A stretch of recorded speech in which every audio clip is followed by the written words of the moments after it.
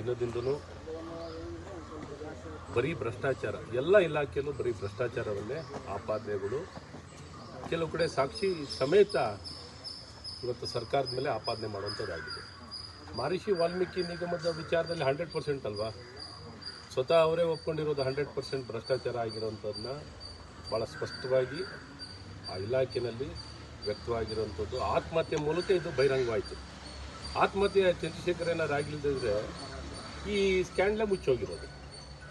ಆಗ ತನಿಖೆ ಮಾಡಿದ್ರಿಂದ ತಾನೇ ಇದು ಏನಾರು ಬೇರೆ ಆಚೆ ಬರ್ಲಿಕ್ಕೆ ಸಾಧ್ಯವಾಗ್ತಿರ್ಲಿಲ್ಲ. ಒಬ್ಬ ಪೊಲೀಸ್ ಅಧಿಕಾರಿ ಆತ್ಮಹತ್ಯೆ ಮಾಡ್ಕೋತಾನೆ ಪರಶುರಾಮ. ಏನು ನೇರವಾಗಿ ಯಾರೋ ಸಾಯೋರು ಸುಳ್ಳು ಹೇಳ್ಬಿಟ್ಟಿದ್ದು ಮಾಡ್ತಾರ. 30-35 ಲಕ್ಷ ಒಂದು ಪೋಸ್ಟಿಂಗ್, SI ಪೋಸ್ಟಿಂಗ್ಗೆ ದುಡ್ಡು ಕೊಟ್ಟಿದ್ರು, ತಿರ್ಗಾ 6 ತಿಂಗಳಿಗೆ ರಿನ್ಯೂವಲು. ಇದು ಭ್ರಷ್ಟಾಚಾರ ಸಾಕ್ಷಿ ಸಮೇತ ಅಲ್ವಾ? ಮೂಡಾದಲ್ಲಿ ಸಾಕ್ಷಿ ಸಮೇತ ಅಲ್ವಾ? ಇನ್ನೇನು ಎಲ್ಲದ ಕಡೆ ಈಗ ಮೊನ್ನೆನೂ ಪಾಂಚಾಲ್ ವಿಚಾರದಲ್ಲಿ ಅವರು ಭಾಳ ಸಾಕ್ಷಿ ಸಮೇತವಾಗಿ ಅವ್ರು ಆತ್ಮಹತ್ಯೆ ಮಾಡ್ಕೊಂಡಿರೋದು ಗೊತ್ತಿದೆ.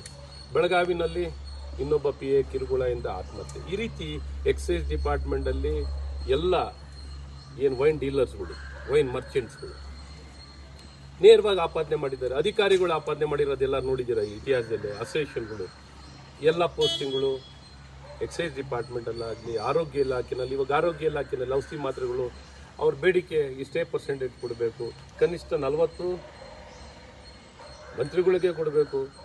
ಇನ್ನು ಬೇರೆ ಬೇರೆಯವರೆಲ್ಲ ಸೇರಿಸ್ಕೊಂಡ್ರೆ 100%ಇಂದ ಇವ್ರು ಏನು 100 ಮಾಡ್ತಾರೆ, ಸಿಕ್ಕಲ್ಲಿ 100 ಕೆಲವು ಕಡೆ ಒಂದು ಸ್ವಲ್ಪ ಅವ್ರಿಗೂ, ಯಾಕೆಂದ್ರೆ ಗುತ್ತಿಗೆದಾರಿಗೂ ಒಂದು ಸ್ವಲ್ಪ ಬಿಡಬೇಕಲ್ಲ. ಈ ರೀತಿ ಎಲ್ಲ ನಡ್ಕೊಂಡು ಹೋಗ್ತಿದೆ. ಎಲ್ಲ ಆಪಾದನೆಗಳು ಆಪಾದನೆ ಮೇಲೆ ಆಪಾದನೆ. ಇವ್ರು ಬಂಡರಾಗ್ಬಿಟ್ಟಿದ್ದಾರೆ. ಏನಾರು ಹೇಳ್ಕೊಳ್ಳಿ, ನಾವು ಮಾಡೋದು ಮಾಡ್ತೀವಿ. ನಾವು ಬಂದಿರೋದೇ ಲೂಟಿ ಹೊಡಿಯೋಕ್ಕೆ.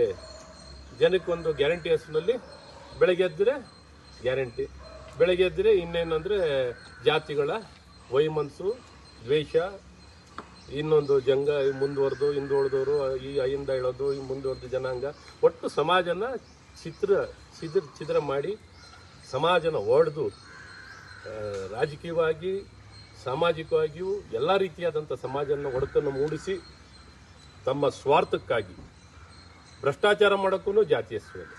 ಯಾವ ಜಾತಿ ಹೇಳುತ್ತೆ ಇವ್ರಿಗೆ ಭ್ರಷ್ಟಾಚಾರ ಮಾಡಿ ಅಂತ? ಯಾವ ವ್ಯಕ್ತಿ ಹೇಳ್ತಾನೆ ಇವ್ರಿಗೆ ಭ್ರಷ್ಟಾಚಾರ ಮಾಡಲಿಕ್ಕೆ ಹೇಳ್ತಾರೆ?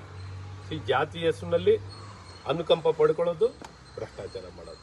ಇವ್ರಿಗೆ ನಿಜಕ್ಕೂ ನಮಗೆ ಹೇಳೋಕೆ ಈಗ ನಾಚಿಕೆ ಆಗುತ್ತೆ. ಏನು ಅಂದ್ರೆ ಏನು ಬೆಳಗ್ಗೆ ಎದ್ರೆ ಇದೇ ಹೇಳೋದಾಗಿದೆ.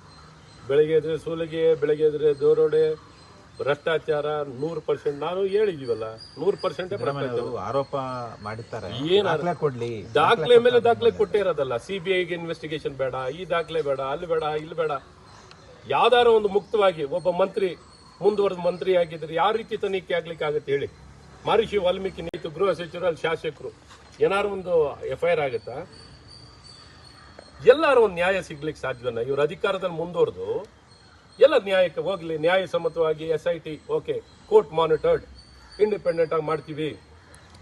ಇವ್ರ ವ್ಯಾಪ್ತಿಯಲ್ಲಿ ಇಟ್ಕೊಂಡು ಯಾವ ತನಿಖೆ ಸತ್ಯವಾದಂತ ನಿಷ್ಠೂರವಾಗಿ ತನಿಖೆ ಆಗ್ಲಿಕ್ಕೆ ಸಾಧ್ಯವಾಗುತ್ತೆ? 60% ಆರೋಪ ಮಾಡಿದಾರಲ್ಲ, ಅದು ಹಿಟ್ ಅಂಡ್ ರನ್ ಆರೋಪ. ನಾನು ಹೇಳ್ತಾ ಇದ್ದೀನಿ, 100% ಆರೋಪನೇ ಇದೆ ಇವ್ರ ಮೇಲೆ.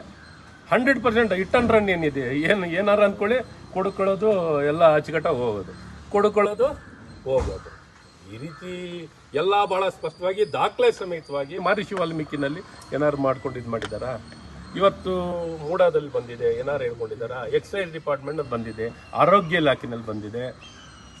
ಎಲ್ಲ ಇಲಾಖೆ, ಯಾವ ಇಲಾಖೆ ಹೊರತುಪಡಿಸಿದೆ?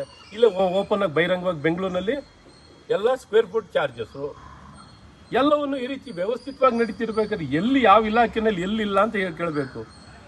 ಎಲ್ಲಿ ಇವರು ಭ್ರಷ್ಟಾಚಾರ ಇಲ್ಲ, ನೇರವಾಗಿಯೇ ಎಷ್ಟು % ಬೇಕಾದ್ರೆ ತಗೋತಾರೆ, ಏನು ಬೇಕಾದ್ರೆ ಮಾಡ್ತಾ ಇದ್ದಾರೆ. ಇದರಲ್ಲಿ ಏನು ಸುಳ್ಳೇನಿಲ್ಲ, ಎಲ್ಲ ಸಾಮಾನ್ಯ ಮನುಷ್ಯನಿಗೂ ಗೊತ್ತಿದೆ. ಈ ರೀತಿ ಭಾಳ ಸ್ಪಷ್ಟವಾಗಿ ಭ್ರಷ್ಟಾಚಾರ ಮಾಡೋಂಥದ್ದು. ಇವರೇನಾರು ಅವತ್ತು ನಮಗಾರ ಸಾಕ್ಷಿ ಕೊಡ್ಲಿಕ್ಕಾಗಿಲ್ಲ ಅವತ್ತು ಅವರು. ಇವತ್ತು ಅದೇ ಲೋಕಾಯುಕ್ತ ನಮಗೆ ಮುಕ್ತ ಮಾಡಿದೆ, ಯಾವ ಆಪಾದನೆ ಇದಕ್ಕೆ ಆಧಾರ ಇಲ್ಲ ಅಂತ. ಸುಮ್ಮನೆ ಪೇ CM 40%, ಪೇ CM. ಯಾವ ಪೇ CM 40% ಎಲ್ಲಿ ಫಿಕ್ಸ್ ಮಾಡಿದ್ರು ಇವರು? ಇವಾಗ 1.25 ವರ್ಷ ಆಯ್ತಲ್ಲ, ಯಾವ ಒಂದು ಮುಖ್ಯಮಂತ್ರಿ ಮೇಲೆ ಆಪಾದನೆ ಮಾಡಿದ್ರಲ್ಲ, ಆ ಮುಖ್ಯಮಂತ್ರಿ ಮಗಳ ಮೇಲೆ ಆಪಾದನೆ ಮಾಡಿದವ್ರು ಏನಾದ್ರು ಪ್ರೂವ್ ಮಾಡಿದ್ರ? ಹೋರಾಟ ಯಾವ ರೀತಿ ಸರ್? ಏನು ಇವರು ಬಂಡಗೆಟ್ಟವ್ರಿಗೆ ಏನು ಹೋರಾಟ ಮಾಡ್ತೀರಿ? ಬಂಡ ಎಲ್ಲ ಬಿಟ್ಟು ನಿಂತವ್ರಿಗೆ ಏನೋ ಹೇಳಿದ್ರು ಏನಿಲ್ಲ. ಎಲ್ಲ ಬಿಟ್ಟು ನಿಂತವನು ಊರಿಗೆ ದೊಡ್ಡವನು. ಜನ ಇವತ್ತು ಅಧಿಕಾರ ಕೊಟ್ಟವ್ರೆ, ಇವ್ರಿಗೆ ಬಹುಮತ ಕೊಟ್ಟಿದ್ದಾರೆ. ಹಾಗಾಗಿ ಆ ಬಹುಮತ ಇವರಿಗೆ ತಲೆಗೇರಿದೆ. ಹೀಗೆ ನಡೆಸ್ತಾ ಇದ್ದಾರೆ, ಮೊನ್ನೆ ಬಂದಂತೆ ನಡೀತಾ ಇದ್ದಾರೆ. ಇವ್ರಿಗೆ ಲೈಸೆನ್ಸ್ ಕೊಟ್ಟಿದ್ದಾರೆ, ನಾವು ಭ್ರಷ್ಟಾಚಾರ ಮಾಡಲಿಕ್ಕೆ ಲೈಸೆನ್ಸ್ ಇದೆ ಅಂತ ಲೈಸೆನ್ಸ್ ಇಟ್ಕೊಂಡು ಭ್ರಷ್ಟಾಚಾರ ಮಾಡ್ತಾ ಇದ್ದಾರೆ. ಎಲ್ಲರೂ ವೈನ್ ಶಾಪಿಗೆ ಒಂದು ಲೈಸೆನ್ಸ್ ತೊಗೊಂಡಿದ್ದಾರಲ್ಲ, ಈಗ ಇವರು ಒಂದು ಲೈಸೆನ್ಸ್ ಕೊಟ್ಬಿಟ್ಟಿದ್ದಾರೆ. ನಾವಿರೋದೇ ದುಡ್ಡು ಹೊಡಿಲಿಕ್ಕೆ, ನಾವಿರೋದೇ ಬೆಳಗ್ಗೆ ಭ್ರಷ್ಟಾಚಾರ ಮಾಡಲಿಕ್ಕೆ, ಸುಮ್ಮನೆ ಅವ್ರ ಮೇಲೆ ನೀವು ಮಾಡಲಿಲ್ಲ ಅವ್ರು ಮಾಡಲಿಲ್ಲ ಅಂತ. ಇವರಿಗೆ ಲೈಸೆನ್ಸು ಈ ರೀತಿ ನಿಜಕ್ಕೂ ನಾಚಿಕೆ ಆಗುತ್ತೆ. ನಮ್ಮ ಕರ್ನಾಟಕನ ನಿರ್ನಾಮ ಮಾಡ್ತಾ ಇದ್ದಾರೆ. ಈ ರೀತಿ ಯಾರು ಒಬ್ಬ ಪ್ರಾಮಾಣಿಕ ಎಲ್ಲಿ ಇದ್ದಾರೆ, ಒಬ್ಬ ನಿಜಕ್ಕೂ ತಲೆ ತಗ್ಸುವಂಥದ್ದು. ಕರ್ನಾಟಕ ಅನ್ನೋಂಥದ್ದನ್ನ ಇವತ್ತೇನು ಒಂದು ಇಡೀ ದೇಶದಲ್ಲಿ ಭರವಸೆದಾಯಕವಾಗಿ, ಇಡೀ ವಿಶ್ವ ಮಟ್ಟದಲ್ಲೇ ಒಂದು ಭರವಸೆದಾಯಕವಾಗಿರುವಂಥ ಒಂದು ರಾಜ್ಯನ ಸಾಮಾನ್ಯ ಒಬ್ಬ ಯುವಕನ ಕನಸನ್ನೇ ನಿರ್ನಾಮ ಮಾಡ್ತಾರೆ. ಸರ್, ಈಗ ಚೀನಾದಲ್ಲಿ HMPV ವೈರಸ್ ಆತಂಕ ಹುಟ್ಟಿಸಿದೆ.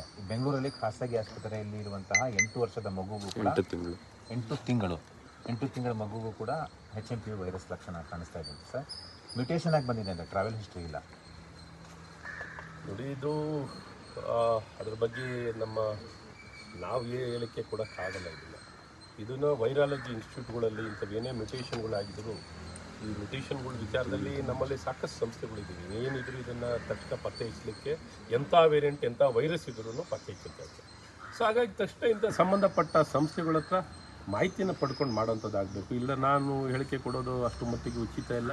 ಸರ್ಕಾರ ಈ ದಿಕ್ಕಿನಲ್ಲಿ ನೋಡಿ, ಸರ್ಕಾರ ಇಲ್ಲೂ ಮಲಗಿದೆ. ದುಡ್ಡು ಹೊಡೆಯೋದಲ್ಲೂ ಕೆಲಸ ಮಾಡೋನೂ ಮಾಡಲ್ಲ, ಅಭಿವೃದ್ಧಿನೂ ಮಾಡಲ್ಲ, ಆಡಳಿತನೂ ಇಲ್ಲ. ಎಲ್ಲ ಆಡಳಿತಕ್ಕೆ ಅಲ್ಲಿ ಸರ್ವಿಸ್ ಚಾರ್ಜ್ ತೊಗೊಂಡಿದ್ದೀವಿ, ಅಪ್ಪ ದುಡ್ಡಾರ ಹೊಡಿತಾ ಇದೀವಿ, ಒಳ್ಳೆ ಆಡಳಿತನಾರ ಕೊಟ್ರು ಅಂದ್ರೆ ಅದೂ ಮಾಡಲ್ಲ. ಓಲಿ ಸರ್ವಿಸ್ ಚಾರ್ಜ್ ತೊಗೊಂಡಿದ್ಕಾರ ಕೆಲಸ ಮಾಡ್ರಿ ಅಂತ